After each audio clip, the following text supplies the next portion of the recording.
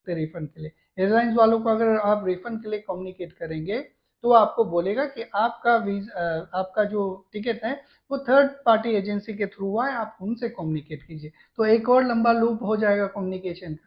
Okay, तो ये बात का ध्यान रखिएगा इस सिचुएशन में, जब अनसर्टेन हो सिचुएशन तो आप सीधा सीधा सोर्स में जाके ही। जरूरी बात ओवर स्टे के बारे में मैं आपको कुछ विजुअलाइज करवाना चाहता हूँ, कुछ सिचुएशन, तब आप समझेंगे।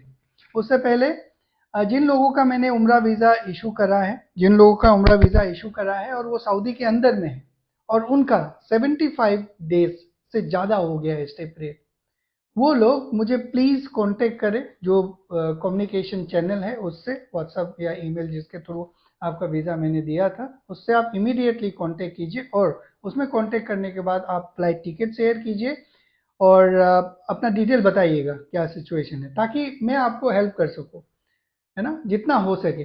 वीज़ा दे दिया आपको, वहीं हमारा रिस्पॉन्सिबिलिटी खत्म नहीं होता है। अभी आपको सही सिचुएशन पे यहाँ से सऊदी से बाहर निकलने का भी ऑप्शंस आपको देना जरूरी है। नहीं तो अगर एक बार ओवर स्टे हो गया तो कोई भी आपको मदद नहीं कर पाएगा। ओके, तो जिन लोगों का वीज़ा मैंने दिया है आप प्लीज़ मुझे कांटेक्ट करें, वही लोग कांटेक्ट करें जिनका स्टे पीरियड 75 डेज से ज़्यादा हो चुका है। ओके, अब मैं आपको जो विजुअलाइज कराने वाला था, एक सिचुएशन बताता हूँ आपको। इमेजिन कीजिए कि आपका परिवार एयरपोर्ट के अंदर है और आप एयरपोर्ट के बाहर हैं, और आप बाहर से उनको देख पा रहे हैं और अंदर में उनको कहीं बैठा दिया गया है और आप फोन में बात कर रहे हैं। आपका परिवार बोल रहे हैं कि पता नहीं, मुझे इमिग्रेशन वालों ने बैठा दिया है, पता नहीं क्या है नहीं है। आप अब बाहर रह के कुछ नहीं कर पाएंगे, बस इस एक चीज का आप रिग्रेट में रहेंगे कि काश मैं पहले प्लान किया होता, काश मैं 5 दिन पहले अपने परिवार को भेजा होता, काश मैं लास्ट मोमेंट लास्ट डे में फ्लाइट टिकट बुक नहीं करा होता। आप उस समय हर पॉसिबल सपोर्ट ढूंढेंगे, लेकिन वहां पे आपको कोई मदद करने वाला नहीं होगा एक्सेप्ट रिग्रेट। तो इसीलिए ये मैसेज उन लोगों के लिए है जो लास्ट मोमेंट में अपना प्लान करते हैं, एकदम लास्ट मोमेंट में। कई लोग तो ऐसे भी प्लान करने वाले हैं कि 18 अप्रैल को लास्ट डेट है और वो 10 बजे का बोल रहे हैं कि मेरा डिपार्चर है ना। तो ये एक चीज है। दूसरा, अगर आप ये सोच रहे हैं कि आपको 3 दिन का ग्रेस पीरियड मिलता है 90 दिन बाद और मैं 2 दिन बाद करूंगा, तो वो भी आपका गलत है। वहां पे आपको जाने जरूर दिया जाएगा, लेकिन वहां बैठा दिया जाएगा, फ्लाइट छूटेगा, आपका बच्चा रोएगा, आपका बीवी परेशान होगा, अगर बूढ़े माता पिता है तो क्या सिचुएशन होगा वहां। तो ये सबको आप विजुअलाइज कीजिए। वो लास्ट मोमेंट वाला कार्यक्रम कभी भी मत रखिएगा। एक दिन एक्स्ट्रा रुकने से कहीं कुछ नहीं फायदा होगा, है ना, लेकिन उससे नुकसान बहुत होगा। क्या क्या हो सकता है? ये मेंटल हेरेसमेंट होगा, इतना मेंटल ब्रेकडाउन होगा कि कई बार एयरपोर्ट को देखते ही आदमी डर जाएंगे, इतना बुरा ब्रेकडाउन होगा। दूसरा, फाइनेंशियल इम्पैक्ट्स होंगे आपके। तीसरा जो है वो आपको अगर ओवर स्टे करेंगे तो आपको ऐसा नहीं कि एयरपोर्ट से जाने पड़ेगा, नहीं, आपको तहरीर जाना पड़ेगा, जेल के थ्रू आपको एग्जिट लेना पड़ेगा। और ये भी मोस्ट पॉसिबल है कि लाइफ टाइम ट्रैवल बैन आपको, जो भी ओवर स्टे वाला है उनको लगा दिया जाएगा अभी। और चौथा सुनिए आप, अभी जो होस्ट वाला जो कॉन्सेप्ट आया, क्या पता ओवर स्टे के चक्कर में होस्ट को भी कुछ ना इम्पैक्ट हो, है ना। तो आप समझ रहे हैं कितना बड़ा रिस्क आप एक्सपोज कर रहे हैं वो लास्ट मोमेंट को प्लान करने के लिए।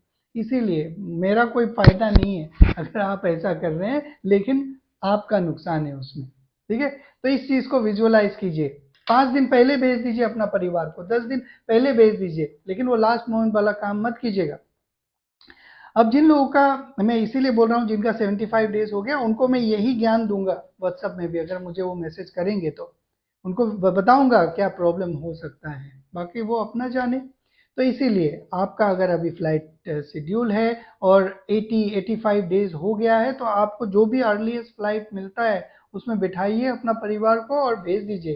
क्योंकि फ्लाइट आपका कैंसिल हो रहा है तो 100% रिफंड तो वहां से मिलेगा ही, है ना। उसमें आप नया फ्लाइट बुक कीजिए और भेज दीजिए। कई लोग अगर दमाम में हैं तो दमाम से फ्लाइट बहुत लिमिटेड है, तो वाया रियाद प्लान कीजिए या फिर वाया दमाम जद्दा प्लान कीजिए। ओके, इस तरह से कीजिएगा। फ्रॉड और फॉल्स प्रोमिसेस के बारे में तो मैंने बताया है आपको, और एक बार बताता हूँ। जब इस तरह के सिचुएशंस रहते तो लोग डरे हुए रहते, उस समय बहुत सारे लोग इसको एज एन अपॉर्चुनिटी इस्तेमाल करते हैं। अब ओमान का वीज़ा मैं भी लोगों को इशू करता हूँ, लेकिन अभी मैंने कोई एडवर्टाइजमेंट नहीं करा है। क्यों नहीं करा है? क्योंकि इसमें आपको गाली ज़्यादा सुनने को मिलेगा। क्योंकि कई बार ऐसे होता है, जब डिमांड ज़्यादा होता है तो कॉस्ट ज़्यादा होता ही है। वो मेन एजेंसी से ही होता है। मैंने कई बार ये सोचा था कि जो एक्चुअल कॉस्ट है उसी पे मैं लोगों को वीज़ा दूंगा जिनको जरूरी है, लेकिन फिर मैंने कई बार सोचा कि अगर मान लो जो अभी 2 रियाल का चीज़ है वो 10 रियाल में मिल रहा है, अगर मैं 10 रियाल में भी लोगों को दूंगा तो लोग अलग गाली देंगे कि भाई ये मौका का फायदा उठा रहा है। तो इसीलिए आप लोग भी इस चीज से थोड़ा सा बचिएगा।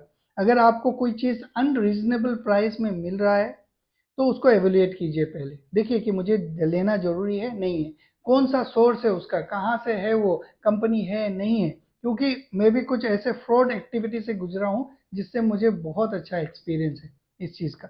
तो उस चीज़ का ध्यान रखिएगा। फॉल्स प्रोमिसेस को कैसे पहचाना जाता है? जो आपको इजीली मिलता है, जो डिफिकल्ट है मिलना लेकिन इजीली मिलता है, अनरीजनेबल प्राइस में मिलता है, ओके, और बहुत आपको फॉलो अप किया जाता है, दैट इज एन इंडिकेशन कि भाई वो एक फॉल्स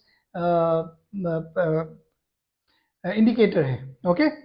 बाकी फेक न्यूज़ के बारे में मैंने बता दिया आपको। बहुत सारे ऐसे मेन स्ट्रीम मीडिया है वो भी इसमें इंडल्ज है। अब मेन स्ट्रीम मीडिया के बारे में क्या ही आप बिलीव करेंगे? वही लोग हैं जो ये बोलते थे कि भाई 2000 के नोट में माइक्रो नैनो चिप है, वो सैटेलाइट से ट्रैक हो रहा है, ये सारी चीज़ें। और कुछ न्यूज़ वाले ऐसे ही हैं जो एक फिल्म एक्टर को जो अस्पताल में थे उनको मरा हुआ डिक्लेयर कर देते हैं न्यूज़ में। उनसे आप क्या ही एक्सपेक्ट करेंगे बताइए? डोमेस्टिक न्यूज़ को वो वेरीफाई करके पब्लिश नहीं कर सकते, इंटरनेशनल न्यूज़ को क्या ही एक्सपेक्ट करेंगे उनसे? तो वो भी देख के पैनिक होने का जरूरत नहीं है। ट्विटर में मोस्ट प्रोबब्ली मैं भी रेफर करता हूँ जो ऑफिशियल चैनल्स हैं, जहाँ से वो उनके जो ऑफिशियल हैंडल है उसमें वो सर्कुलर पब्लिश करते हैं। उसको आप रीड कीजिए, उसको समझिए, उसी को आप अपने परिवार को बताइए, है ना, अगर ज़रूरत है तो। ये न्यूज़ चैनल वालों का आप बिलीव मत कीजिए। इंडियन गवर्नमेंट ने एक बहुत अच्छा काम करा है।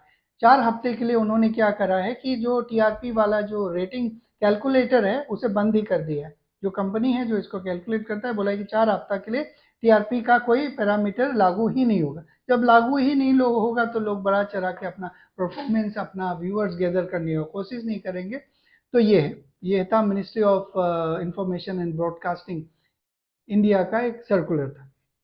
ये एक लंबा वीडियो था क्योंकि आजकल मैं रेगुलर वीडियोस नहीं बना पा रहा हूँ। जिन्होंने कंप्लीट देखा है उनको सारे नॉलेज होंगे। उनसे ये भी रिक्वेस्ट करूंगा कि लोगों को गाइड करे जो अवेलेबल इन्फॉर्मेशन है, जो ऑफिशियल इन्फॉर्मेशन है। आज के इस वीडियो में बस इतना ही। आप लोग अपना ख्याल रखिए। Thank you very much.